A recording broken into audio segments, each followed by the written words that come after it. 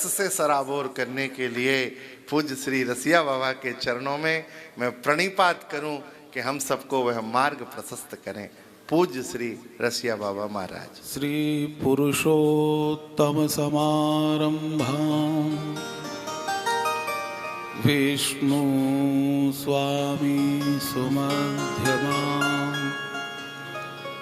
अस्मदाचार्य पर्यन्तां वन्दे गुरु परम्पराम्। भक्ति भक्त भगवंत गुरु चतुर्नाम बपु एक, इनके पद वंदन किए नासहि विघ्न अनेक।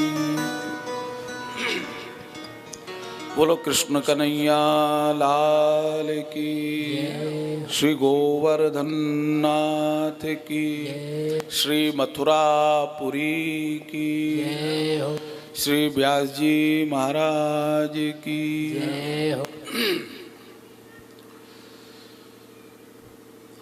परम कृपालु नंद नंदन श्री गोवर्धन नाथ की महती करुणा कृपा से मथुरापुरी में हमारे गर्ग परिवार के द्वारा श्रीमद् भागवत जी की मंगलमयी लीला कथा का रसपान हमारे प्रिय व्यास आसन पर विराजमान श्री सुमंत कृष्ण जी महाराज करा रहे हैं।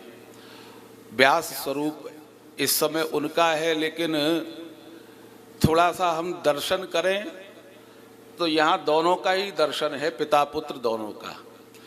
व्यास जी के स्वरूप में पूज्य पिताजी महाराज विराजमान हैं, उनको प्रणाम। और शुक के रूप में श्री हमारे सुमंत जी मंच पर बैठे हैं, ऐसे शुकदेव स्वरूप श्री सुमंत जी को प्रणाम करते हुए सभी भक्त वृंदों के हृदय में विराजमान ठाकुर जी को प्रणाम करते हुए और हमारे अनुज श्री डॉक्टर अभिषेक कृष्ण शास्त्री जी और हमारे बगल में भैया बैठे हैं योगेश जी, सभी को प्रणाम करते हुए अब बीच में कथा के थोड़ा विघ्न तो मुझे भी लगता है कि कथा रोक करके बीच में कोई प्रवचन या किसी का उद्बोधन हो, लेकिन चूंकि मैं तो कथा के प्रारंभ में ही आ रहा था तो हमारे सुमंत भैया का फोन आ गया कि बाबा आप थोड़ा बाद में आना। अब 6 बजे हमको एक जगह वृंदावन कार्यक्रम में जाना है, 7 बजे अशोक जी के यहाँ जाना है, आज वहाँ सुंदर कांड है। तो हमने कहा चलो अब बाद में आ जाएंगे। तो अत्यधिक समय तो ना आपका लें हम, वही उचित है, क्योंकि कथा में वक्ता और श्रोता दोनों कौन है? श्री कृष्ण स्वरूप है। वक्ता भी कृष्ण स्वरूप है और श्रोता भी कृष्ण स्वरूप है। अब उन दोनों से बढ़कर के तो कोई और हो नहीं सकता। तो बीच में जो भी है वो व्यवधान ही है और उसके अलावा कुछ भी नहीं है। हमारे अभिषेक भैया कह रहे थे आप मथुरापुरी में कथा सुन रहे हैं। भागवत के महात्म्य में तो ये कह रहे हैं सूत जी महाराज कि कथा सुनाने वाला कृष्ण स्वरूप है और सुनने वाला कृष्ण स्वरूप है।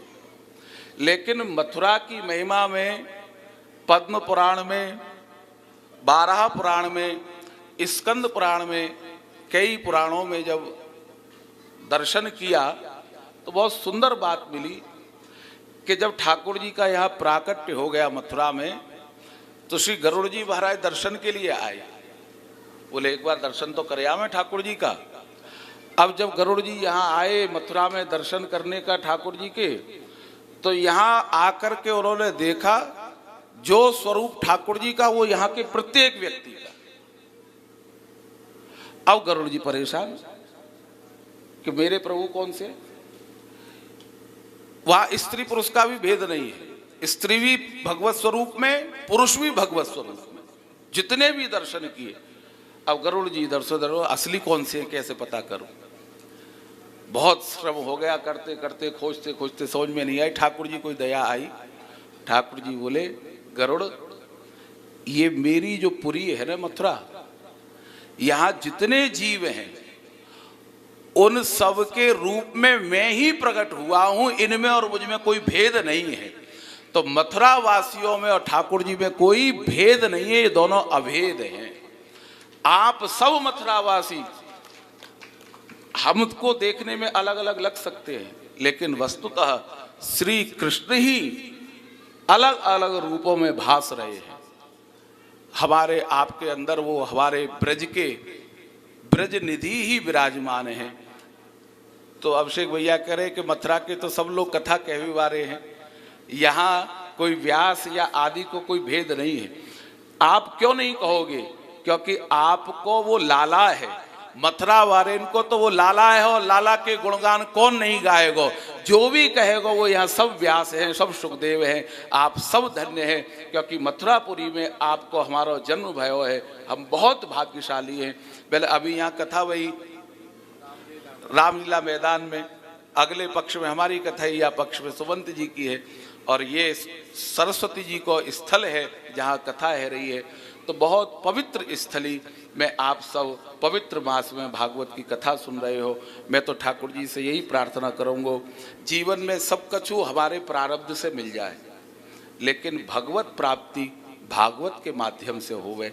आप सब पावन मार्गशीर्ष के मास में भागवत की कथा सुन रहे हो।